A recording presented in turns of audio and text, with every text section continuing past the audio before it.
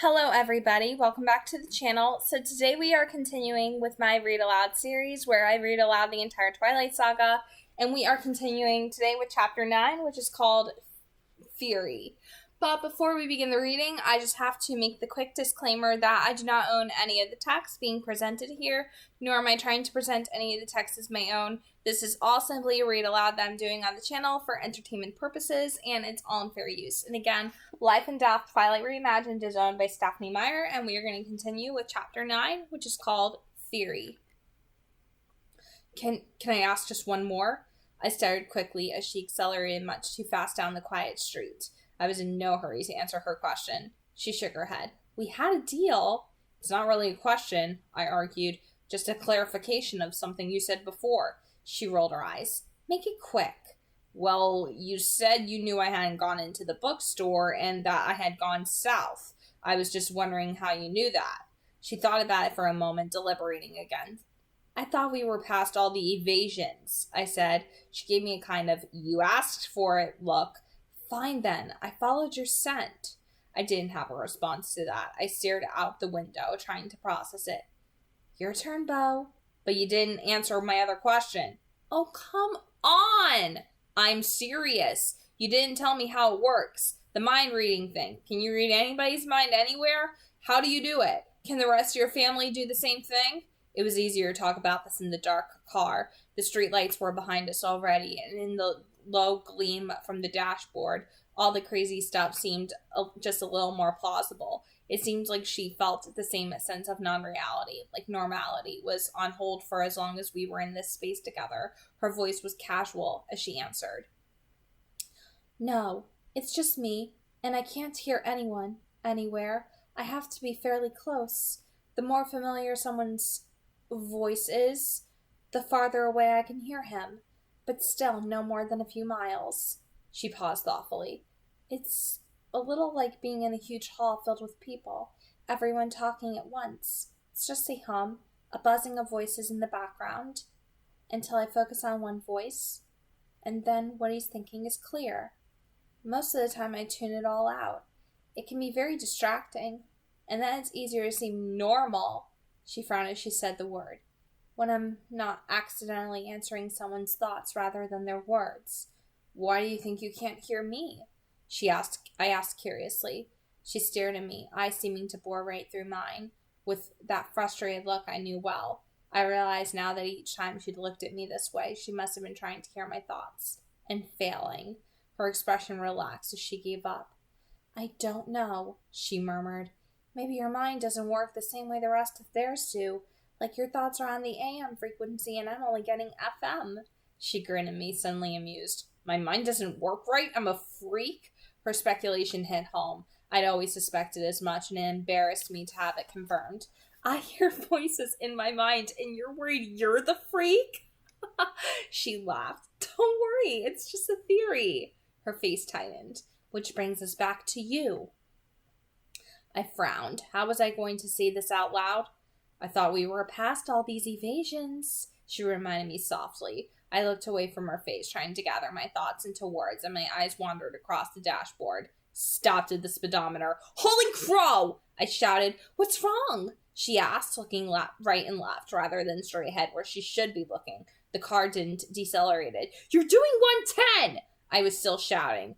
I shot a panicked glance out the window, but it was too dark to see much. The road was only visible in the long patch of bluish brightness from the headlights. The forest along both sides of the road was like a black wall, as hard as a wall of steel if we veered off the road at this speed. Relax, Beau. She rolled her eyes, still not slowing. Are you trying to kill us? I demanded. We're not going to crash. I carefully modulated my voice. Why are we in such a hurry, Edith? I always drive like this. She turned to flash a smile at me. Keep your eyes on the road. I've never been in an accident, Beau. I've never even gotten a ticket. She grinned and tapped her forehead.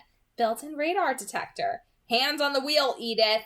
She sighed, and I watched with relief as the needle gradually drifted toward Edie. Happy? Almost. I hate driving slow, she muttered. This is slow? Enough commentary on my driving, she snapped. I'm still waiting for you to answer my question. I forced my eyes away from the road in front of us. but I didn't know where to look. It was hard to look at her face, knowing the word I was going to have to say now. My anxiety must have been pretty obvious. I promise I won't laugh this time, she said gently. I'm not worried about that. Then what? That you'll be upset, unhappy. She lifted her hand off the gear shift and held it out toward me, just a few centimeters. An offer. I glanced up quickly to make sure I understood, and her eyes were soft. Don't worry about me, she said. I can handle it. I took her hand and she curled her fingers very lightly around mine for one short second, then dropped her hand back to the gear shift. Carefully, I placed my hand over the top of hers again. I ran my thumb along the outside of her hand, tracing from her wrist to the tip of her pinky finger. Her skin was so soft, not that it had any give at all, but no, soft like satin, smoother even. The suspense is killing me, Beau, she whispered. I'm sorry. I don't know how to start. Another long moment of silence, just the purr of the engine and the sound of my hitching breath. I couldn't hear hers at all. I traced back down the side of her perfect hand. Why don't you start at the beginning? She suggested, her voice more normal now, practical. Is this something you thought up on your own, or did something make you think of it? A comic book maybe, or a movie? Nothing like that, I said, but I didn't think of it on my own. She waited. It was Saturday, down at the beach. I risked a glance up at her face. She looked confused. I ran into an old family friend, Julie Black. Her mom, Bonnie, and Charlie have been close friends, have been close since before I was born. She still looked confused. Bonnie's one of the Quileute leaders. Her confused expression froze in place. It was like all the planes of her face had suddenly hardened into ice. Oddly, she was even more beautiful like that, a goddess again in the lights of the dashboard dials. She didn't look very human, though. She stayed frozen, so I felt compelled to explain the rest. There was this Quileute woman on the beach, Sam something. Logan made a comment about you, trying to make fun of me. And this Sam said your family didn't come to the reservation, only it sounded like she meant something more than that. Joel seemed like she knew what the woman was talking about, so I got her alone and kept bugging her until she told me the old Quileute legends. I was surprised when she spoke. Her face was so still, and her lips barely moved. And what were those legends? What did Jules Black tell you I was? I half opened my mouth and then closed it again. What? What? I don't want to say it, I admitted. It's not my favorite word either. Her face had warmed up a little. She looked human again. Not saying it doesn't make it go away, though. Sometimes I think not saying it makes it more powerful. I wondered if she was right. Vampire? I whispered. She flinched. Nope. Saying out loud didn't make it any less powerful. Funny how it didn't sound stupid anymore, like it had in my room. It didn't feel like we were talking about impossible things, about old legends or silly horror movies or paperback novels. It felt real and very powerful. We drove in silence for another minute, and the word vampire seemed to get bigger and bigger inside the car. It didn't feel like it belonged to her, really, but more like it had the power to hurt her. I tried to think of anything to say to erase the sound of it. Before I could come up with anything, she spoke. What did you do then? I did some research on the internet. And that convinced you? She was very matter-of-fact now. No, nothing fit. Lots of it was really stupid, but I stopped abruptly. She waited, then stared at me when I didn't finish. You what? She pushed. Well, I mean, it doesn't matter, right? So I just let it go. Her eyes grew wider, and wider, and then suddenly they were narrowed into little slits, glaring at me. I didn't want to point out to her again that she should probably be watching where she was going, but her speed had crept up to past 95 now, and she seemed totally unaware of the twisting road ahead of us. Edith, it doesn't matter? She half shouted at me, her voice going shrill and almost metallic. It doesn't matter? No, not to me anyway. You don't care if I'm a monster? If I'm not human? No. Finally, she stared at the road again, her eyes still long slashes of anger across her face. I could feel the car accelerating under me. You're upset. See, I shouldn't have said anything, I mumbled. She shook her head, then answered through her teeth. No! I'd rather know what you're thinking, even if what you're thinking is insane. Sorry. She blew out an exasperated sigh, and then it was quiet again for a few minutes. I stroked my thumb slowly up and down her hand. What are you thinking about now? She asked. Her voice was calmer. Nothing really. It drives me crazy not knowing. I don't know, offend you. Spit it out, Bo. I have lots of questions, but you don't have to answer them. I'm just curious. About what? How old are you? How old you are? 17. I stared at her for a minute, till half her mouth twitched up into a smile. How long have you been 17? I asked. A while, she admitted. I smiled. Okay. She looked at me like I'd lost my mind. This was better, though. Easier, with her just being herself, not worrying about keeping me in the dark. I liked being on the inside. Her world was where I wanted to be. Don't laugh, but how do you come outside in the daytime? She laughed anyway. The sound of her laughter was warm. It made me feel like I had swallowed a bunch of sunlight. My smile got bigger. Burned by the sun? Myth. Sleeping in coffins? Myth. She hesitated for a moment and then added softly, I can't sleep. It took me a minute to absorb that. At all? Never, she murmured. She turned to look at me with a wistful expression. I held her gaze, my eyes getting trapped in her golden stare. After a few seconds, I'd completely lost my train of thought. Suddenly, she turned away, her eyes narrowing again. You haven't asked me the most important question yet. The most important question? I echoed. I couldn't think of what she meant. Aren't you curious about my diet? She asked, her tone mocking. Oh, that one. Yes, that one, she said bleakly. Don't you want to know if I drink blood? I winced. Well, Jules said something about that. Did she now? She said you didn't hunt people. Your family wasn't supposed to be dangerous because you only hunted animals. She said we weren't dangerous? Her voice was deeply skeptical. Not exactly. Joel said you weren't supposed to be dangerous, but the Quileutes still didn't want you on their land just in case. She looked forward, but I couldn't tell if she was watching the road or not. So she was right about not hunting people? I tried to keep my voice as even as possible. The Quileutes have a long memory, she whispered. I took that as a confirmation. Don't let that make you complacent, though, she warned me. They're right to keep their distance from us. We are still dangerous. I don't understand. We try, she explained. Her voice got heavier and slower. We're usually very good at what we do. Sometimes we make mistakes. Me, for example, allowing myself to be alone with you.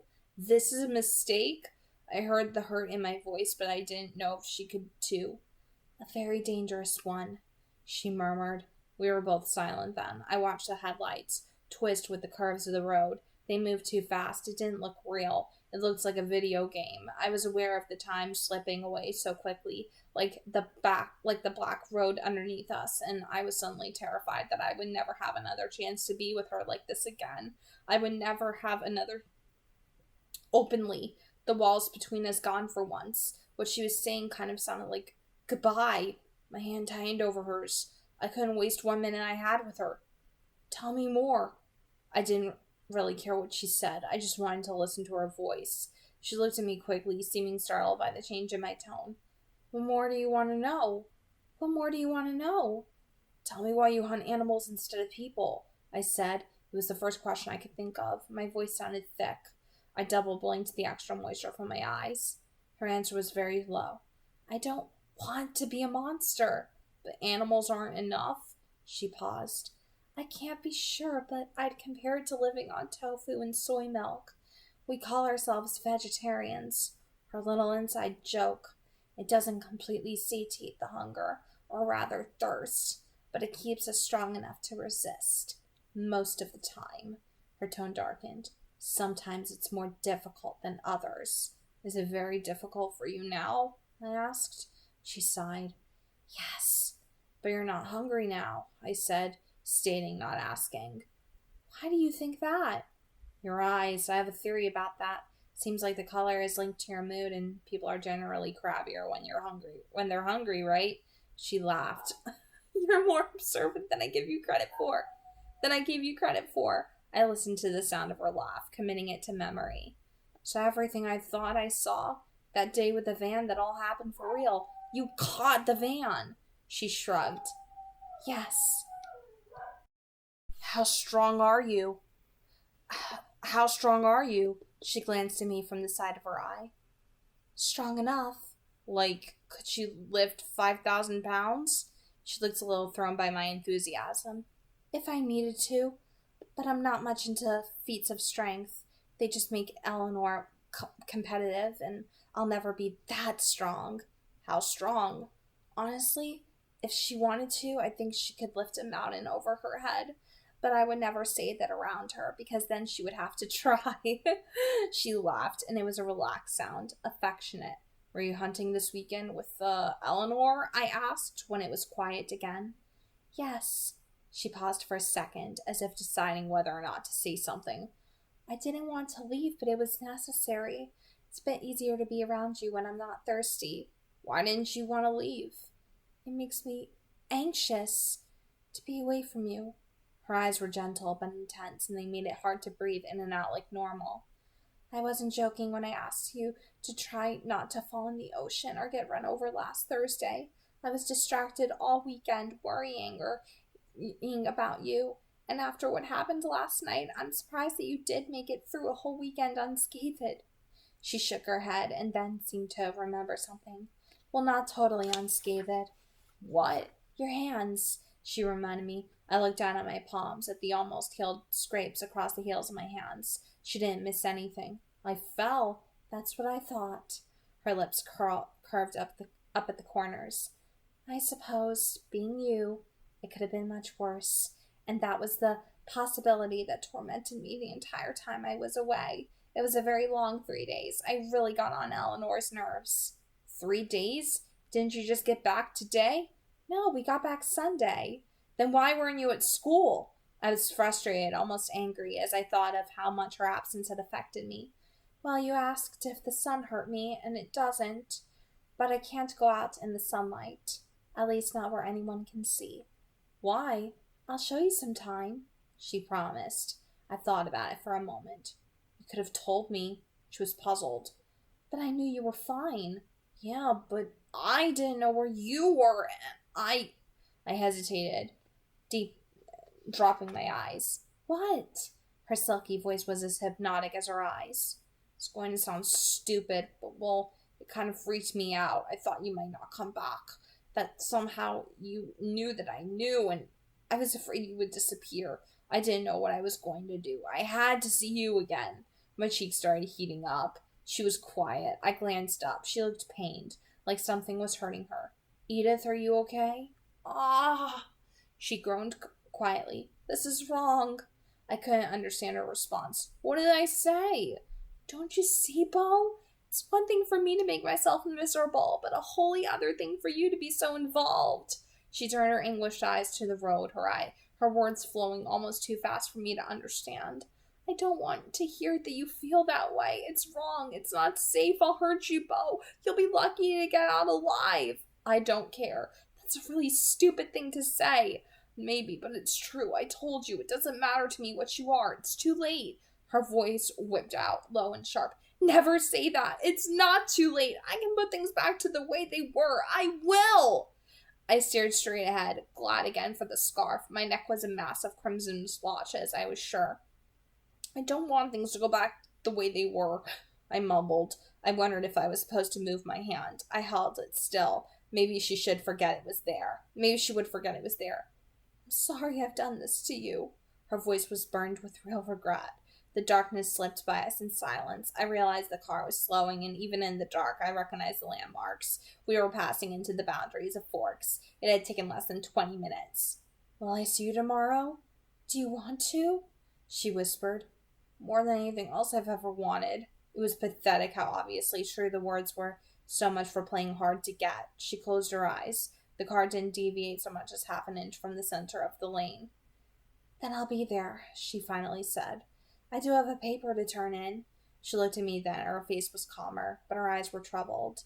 We were suddenly in front of Charlie's house. The lights were on, my truck in its place, everything totally normal. It was like waking up from a dream. The kind you didn't want to lose, the kind you kept your eyes closed tight for, rolled over and covered your head with a pillow for trying to find a way back in. She shut off the engine, but I didn't move. Save me a seat at lunch? I asked hesitantly. I was rewarded with a wide smile. That's easy enough. You promise? I couldn't keep the tone light enough. I promise. I stared into her eyes, and it was like she was a magnet again. Like she was pulling me toward her, and I had no power to resist. I didn't want to try. The word vampire was still there between us, but it was easier to ignore than I would have thought possible. Her face was so unbearably perfect. It hurt in a strange way to look at it. At the same time, I never wanted to look away. I wanted to know if her lips were as silky smooth as the rest of her hand, as the skin of her hand. Suddenly, her left hand was there, palm forward, an inch from my face, warning me back, and she was cringing against the car door, her eyes wide and frightened, and her teeth clenched together.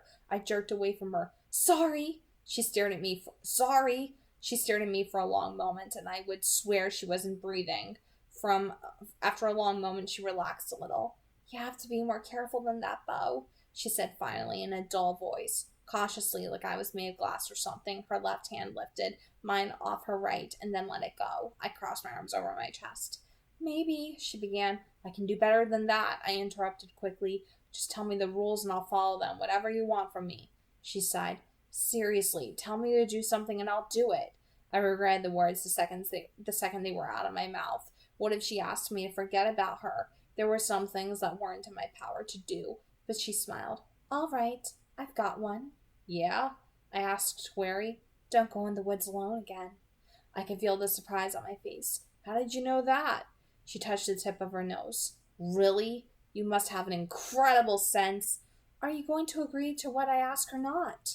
She interrupted. Sure, that one's easy. Can I ask why? She frowned, her eyes tight again as she stared out the window past me. I'm not always the most dangerous thing out there. Let's leave it at that. The sudden bleakness in her voice made me shiver, but I was relieved too. She could have asked for something much harder. Whatever you say, she sighed. I'll see you tomorrow, Beau. I knew she wanted me to leave now. I opened the door unwillingly. Tomorrow, I emphasized. I started to climb out. Beau? I turned and ducked back awkwardly, and she was leaning toward me, her pale gauze face just inches from mine. My heart stopped beating. Sleep well, she said. Her breath blew into my face. It was the same compelling scent that haunted her car, but in a more concentrated form. I blinked, totally stunned. She leaned away. It took me a few seconds till my brain unscrambled and I was able to move again. I backed out of the car, having to use the frame for balance. I thought she might have laughed, but the sound was too quiet for me to be sure. She waited till I stumbled to the front door, and then her engine quickly revved. I turned to watch the silver car disappear around the corner. It was suddenly really cold. I reached for the key automatically and unlocked the front door. Beau? My dad called from the living room. Yeah, Dad, it's me. I locked the door and then went to find him. He was on his favorite couch, a baseball game on the TV. Movie over so early? Is it early? It seems like I'd been with her for days, or maybe it was just a few seconds. Not long enough. It's not even 8 yet, he told me. Was the show any good? Not very memorable, actually. What is that around your neck? I grabbed the scarf I'd forgotten and tried to yank it off, but it was wrapped too many times around my neck and I just choked myself. I forgot a coat and someone lent me a scarf. Looks goofy. Yeah, I figured, but it's warm. Are you okay? You look kind of pale. Aren't I always kind of pale? Guess so. Actually, my head was starting to spin a little, and I was still cold, though I knew the room was warm. Wouldn't it be just like me if I did end up going into shock? Get a grip. I didn't sleep great last night, I said to Charlie. Think I'm gonna hit the sack early. Night, kid. I walked up the stairs slowly, a sort of stoop purr starting to cloud my mind. I had no reason to be so exhausted or so cold. I brushed my teeth and splashed some hot water on my face. It made me shiver. I didn't bother changing, just kicked off my shoes, then climbed into the bed fully dressed. The second time in a week. I wrapped my quilt tightly around me and fought through a couple of small shudders. My mind swirled like I was dizzy. It was full of impressions and images. Some I wished I could see more clearly, and some I didn't want to remember at all. The road whipping by too fast, the dim yellow light at the restaurant glinting in her metallic hair, the shape of her lips when she smiled, when she frowned, Jeremy's eyes bugging half out of his head, the headlights screaming toward me, the gun pointed at my face wall, cold sweat beaded on my forehead. My bed shook under me as I shivered again.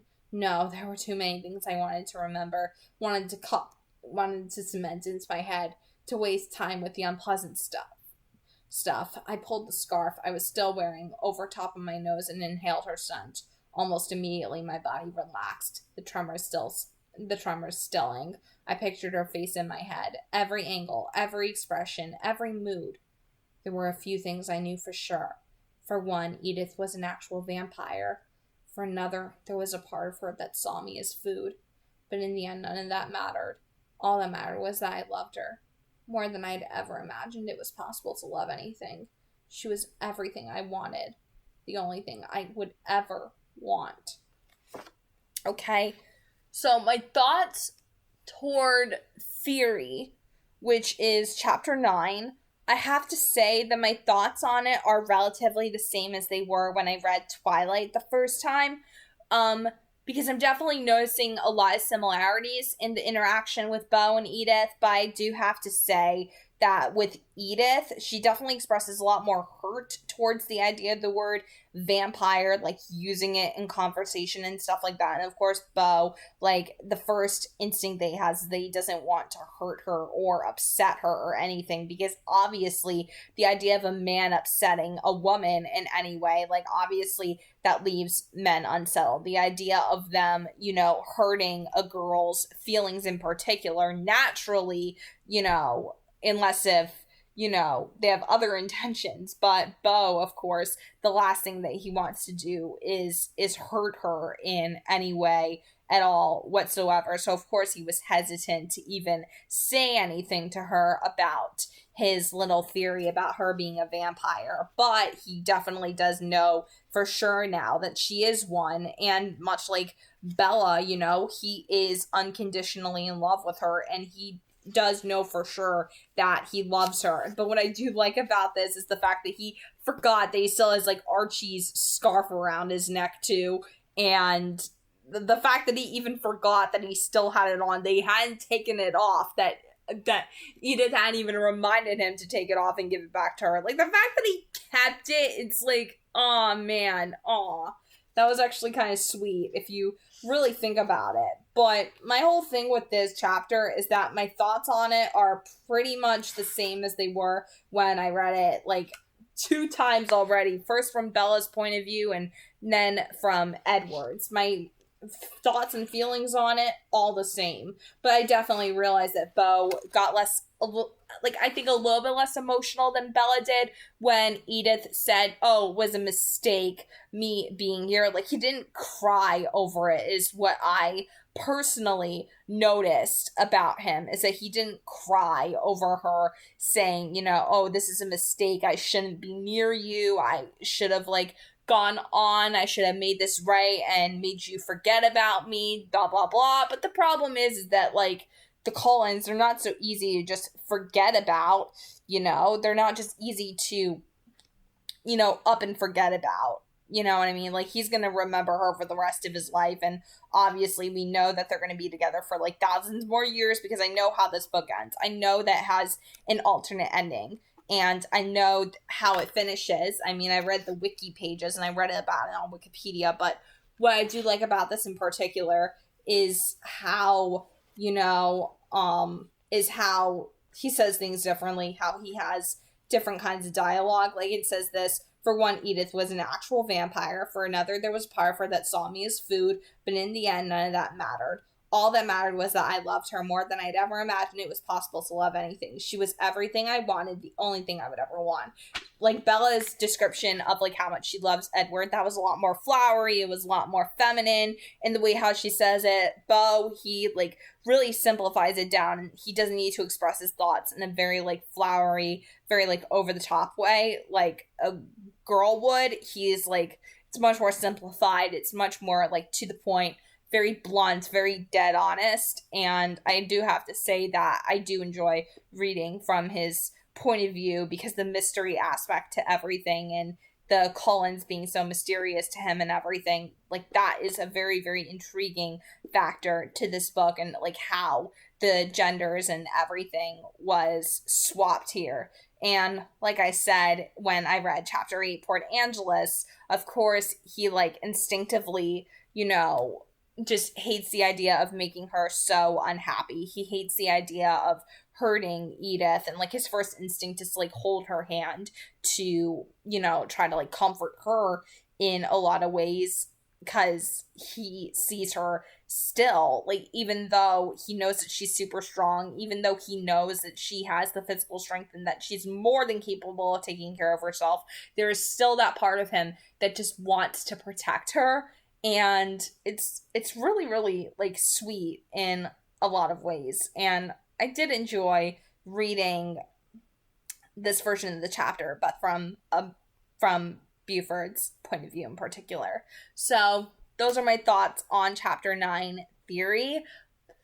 And that's pretty much it for today. So if you guys enjoyed the reading, you can leave a like on it and comment as well. And if you happen to be brand new, be sure to subscribe to the channel and let me know what your thoughts were on the chapter in particular in the comments section. Like, what differences you spotted, how you think it's different, how you think the changes worked, because I think that this is actually very, very effective with the way how Stephenie Meyer has written out this book from the gender bent version, and I really do enjoy it. So God bless, happy viewing, and have a nice day, everyone. See ya.